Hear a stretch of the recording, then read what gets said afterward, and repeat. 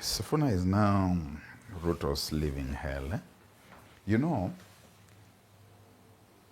for about 3 years, people were saying Ruto must go.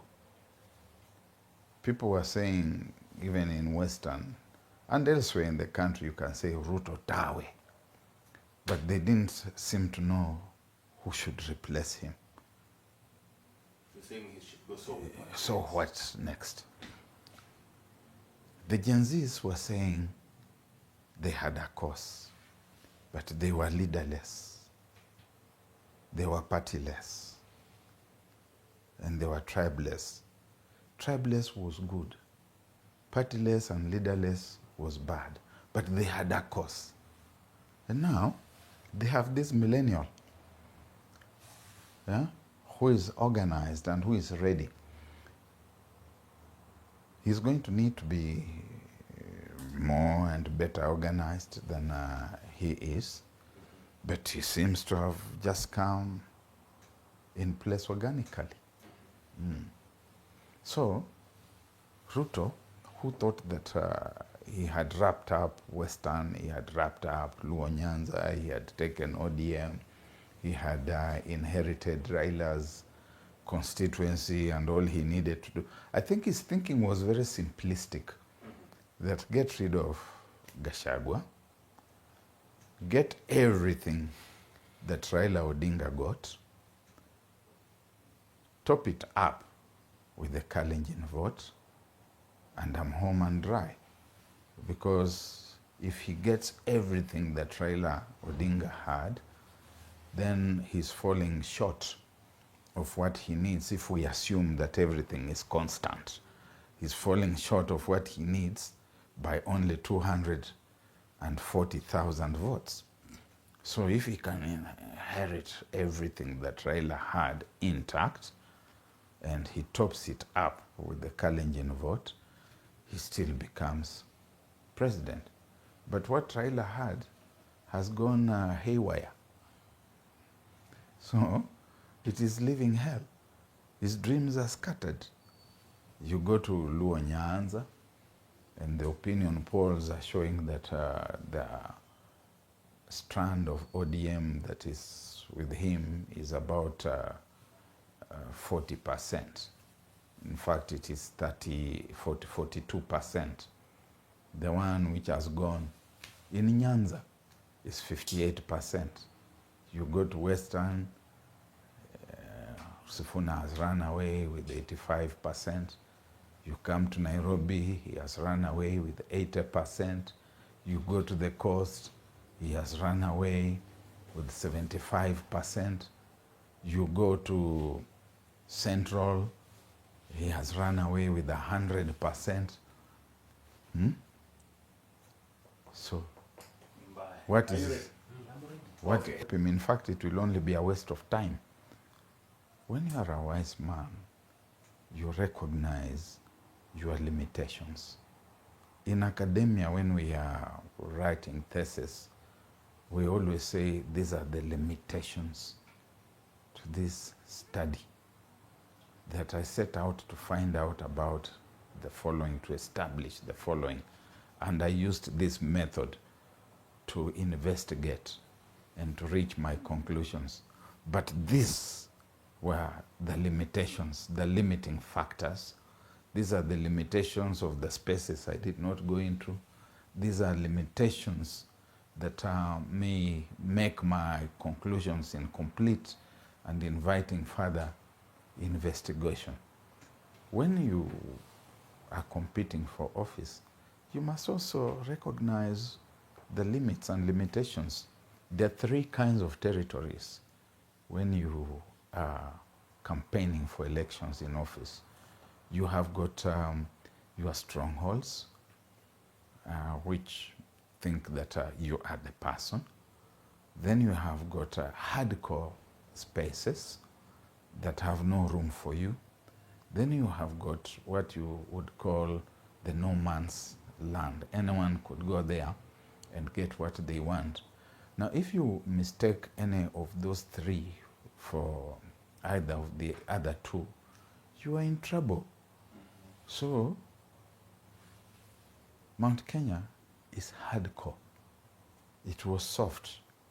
It was a stronghold in the past.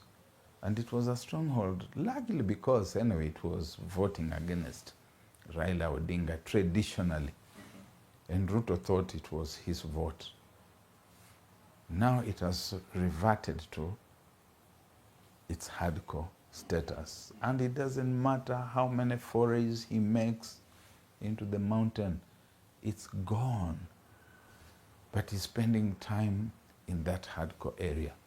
Western is another hardcore area. It was standing with Raila Odinga not as the individual, but as a representation of a certain vision of the country. And when Raila Odinga went and started working with William Ruto, that region started saying, no, this is not what we stand for, this is not what we know you for, this is not what we want. And Edwin Sifuna became the expression of that resistance. In the demised post-Raila Odinga existence that we now find ourselves in, Sifuna has become a sharper and more visible flame of that vision, and is articulating it with a lot of clarity, with a lot of maturity. And the region is saying, yes, this is what we understand. This is the Kenya that we want, the one that you are talking about. Now these other fellows, Kenya Kwanza, are coming with baits on hooks, saying, oh, we are going to give you the number 2 position. We are going to give it to Musalia. The next day they say we are going to give it to Wetangula. The third day they say they are going to give it to Oparanya.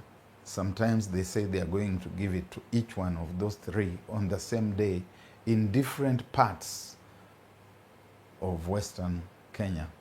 Then at the same time, another strand of them is in Luo Nyanza. They are saying we are going to give it to Gladys Wanga. Junet Mohammed, when he's in Western, will say we are going to give it to Oparanya. When he's in Homa Bay, he will say, oh, this thing is ours, it must now come here.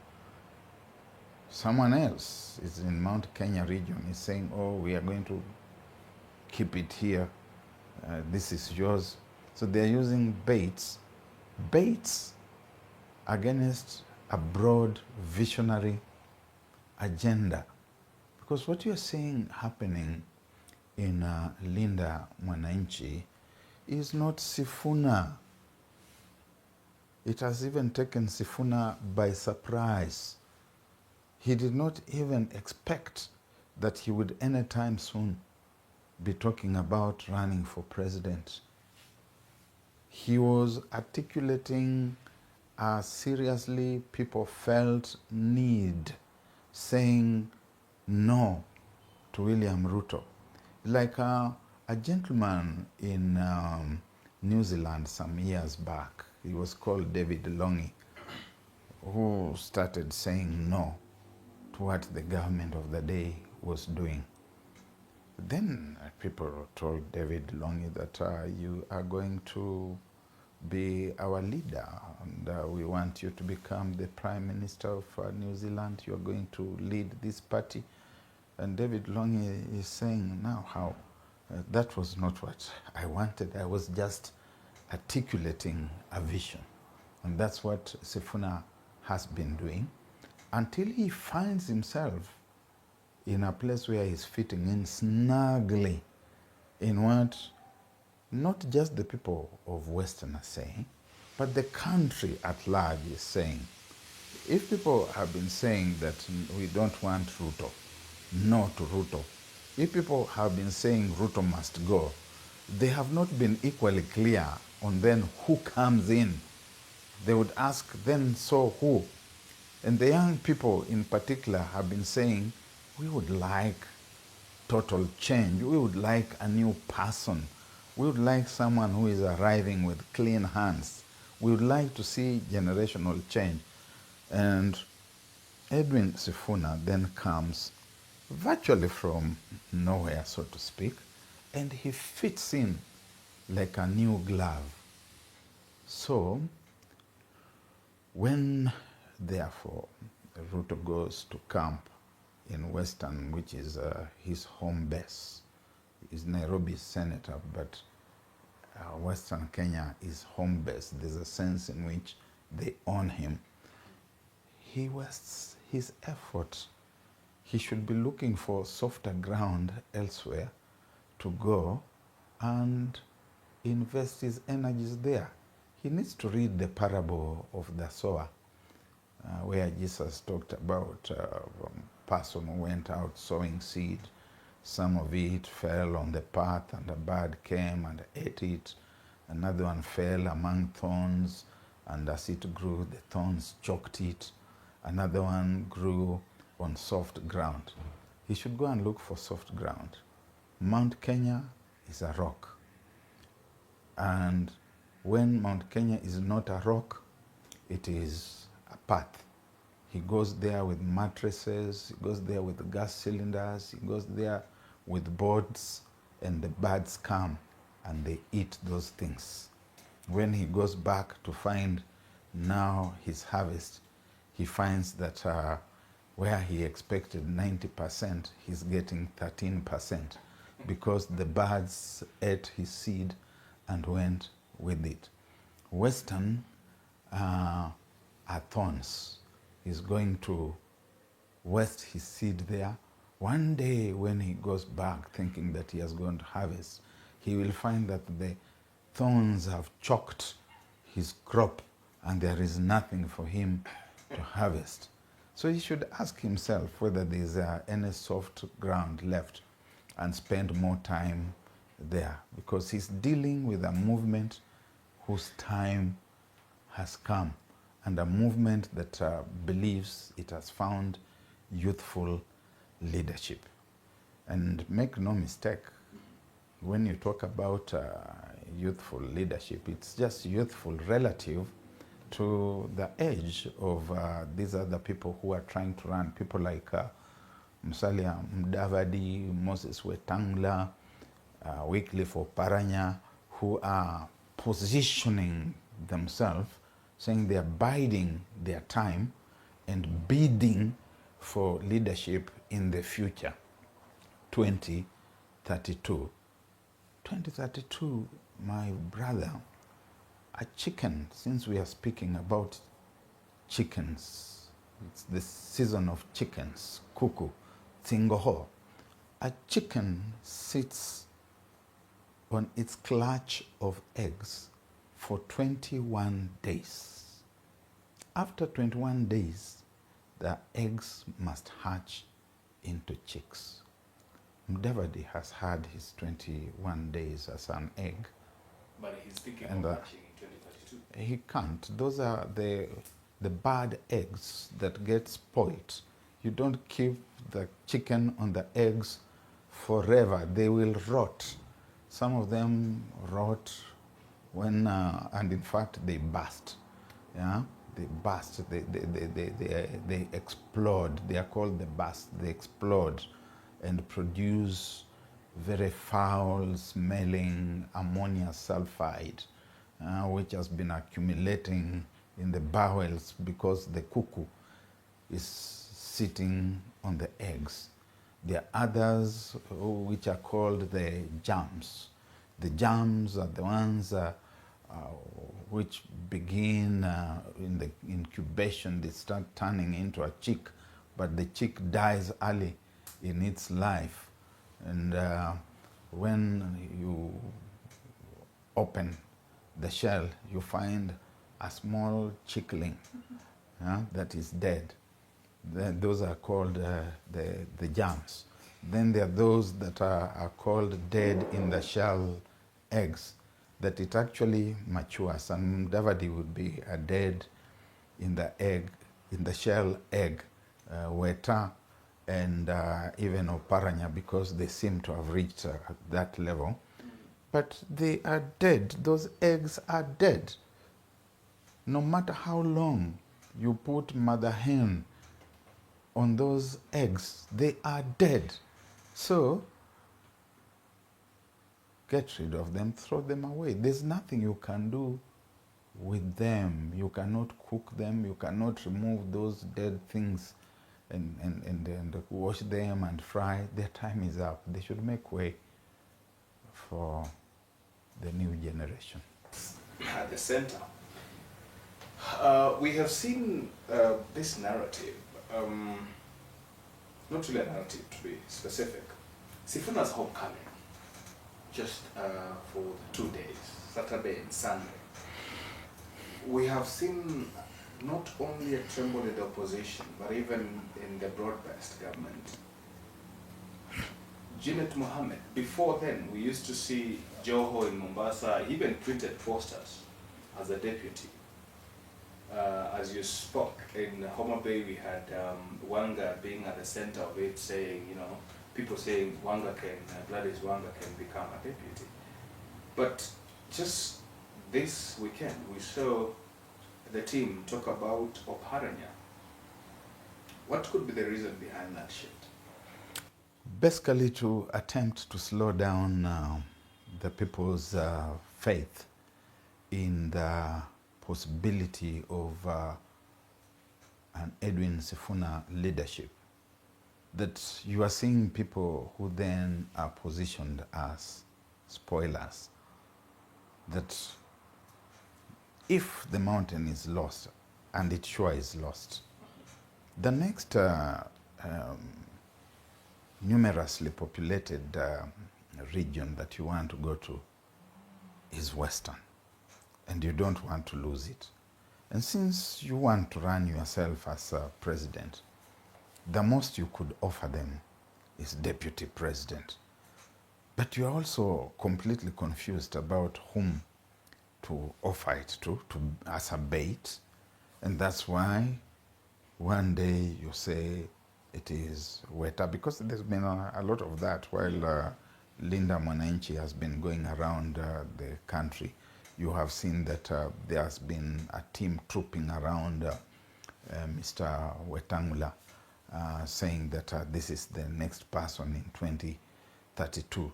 But you have also been seeing others saying it is Oparanya, it is Mudavadi, and now Oparanya enters the fray.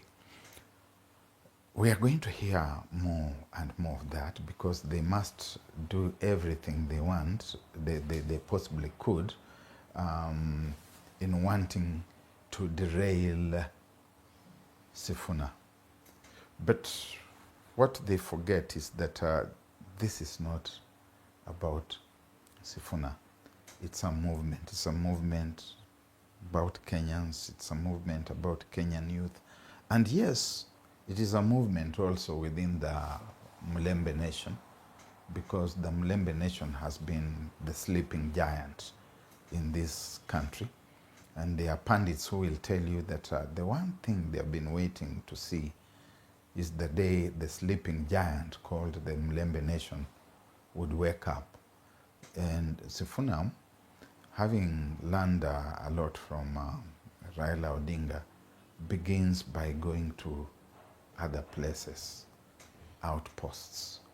Then he goes back home, like Jesus Christ, going back to Nazareth.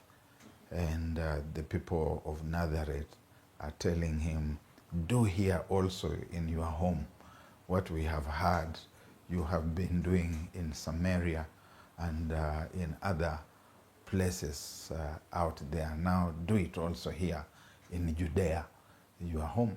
And hence the kind of excitement that you have seen. What does that speak about President William Ruto's running? Olkalau sent a message of him possibility of getting a running mate in Mount Kenya. Sifuna's wave looks like it's also dealing a blow in his face.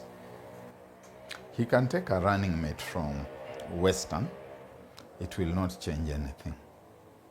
I'm not even saying it is not likely to change anything. No, it will not change anything. He can take a running mate from Mount Kenya. It will not change anything.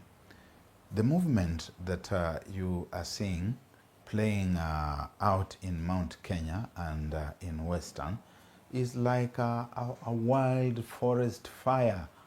And wild forest fires, once they have begun, because what does a wild forest fire need? It needs heat. And there's been a lot of political heat in this country. Heat which is even generated by Ruto himself. So you have got that political heat. It needs oxygen. And there's the oxygen of the political conversations that you have been seeing all over the place. And President William Ruto does provide that heat. Then it needs fuel. And the fuel are the grievances that the Kenyan population has. So the movement will go on. These wild political fires from Western and from the mountain are going just to come and converge on William Ruto's presidency, regardless of where he gets his running mate. Musalia Wetangula is saying that Sifuna's fire is not, as you put it, a forest fire. So it is moto magazeti. He said that about Michael Wamalua's fire in the year 2002. He said that Mudavadi did of the Mwai Kibaki fire, the NAC fire in 2002. Remember that their symbol was a torch of fire, which they called Mwenge. And Musalia Wetangula said it was a pepper fire that was going nowhere. And that pepper fire sent him into sabbatical from Sabbatia for 5 years. And Karanga fried him in the frying pan on that pepper fire for 5 years. So it's just history repeating itself. It's sabbatical, sabbatia anyway. Yes. Yeah. So that has been his words Yes. forever. Yeah. It doesn't change the situation. He reads it wrong all the time. The only reason he got it right in 2022 was that he had people like ourselves around who told him William is going to win this thing. If you want to be in government, join him. And now, we, the self-same people who told him William is going to win this thing, we are telling him William is going to lose this thing. And if you are there with him, you are going to lose with him. It's a foolish fly that follows the corpse into the grave, thinking that it has found food that it's going to be feeding on for a very long time. If Ruto wants to He's maybe make some move, where? He's going to get a portion of Rift Valley. Blood is thicker than water, and there are people who will go with him out of the factor that social science calls consanguinity. Sisi ni wadamu moja. He's going to get a bit of that. He might have a small slew of the rest of the Kamatusa vote. But when I look in the crystal ball, I see shrinking fortunes for William Ruto, shrinking fortunes that have been driven by his hubris and this dismissive arrogance, this character of knowing it all and thinking that everybody else is stupid, as he says. I see shrinking fortunes. And I see the pride that comes before a fall. And if I were to fear for him, I would fear that his opportunities are increasingly becoming like the opportunities of the snowball in hell. So where does he get the running mate? I don't know. I think that will be for him to decide. As an analyst, where do you think I've given you my analysis, and my analysis is telling you that he's between the devil and the deep sea. How he wangles his way from that horrific place between the rock and the hard place, the devil and the deep sea. It's difficult for my instruments of analysis to help him. Sifuna's moved to Western Kenya. What does that speak to Fred Matiang'i? What does it speak to Kalonzo Musyoka? What does that message speak to the mountain region? What is it telling? Sifuna redefines the political space in its totality. He redefines it within the opposition ranks. He redefines it within the broader context that brings in Kenya Kwanza.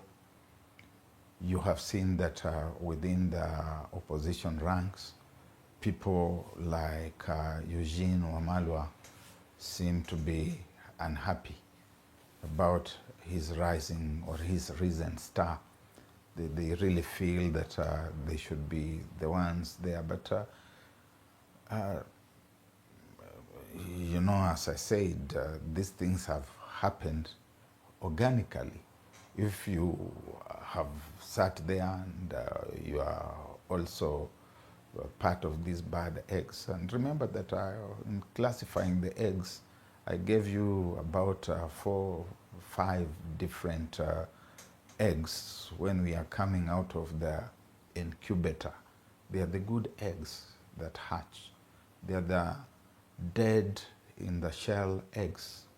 And you can look at who among the politicians in government and the opposition fits the bill.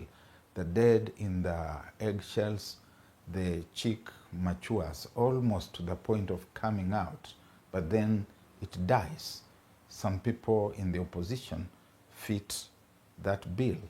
Then you have got the germs, the germ eggs, G-E-R-M, the germ eggs. You can ask people in poultry, and I know because I come from Ingoholand in Kakamega. The germs, the chick dies in the early stages of maturation. Maybe that is where Eugene Wamalwa belongs. Then you have got the empty ones.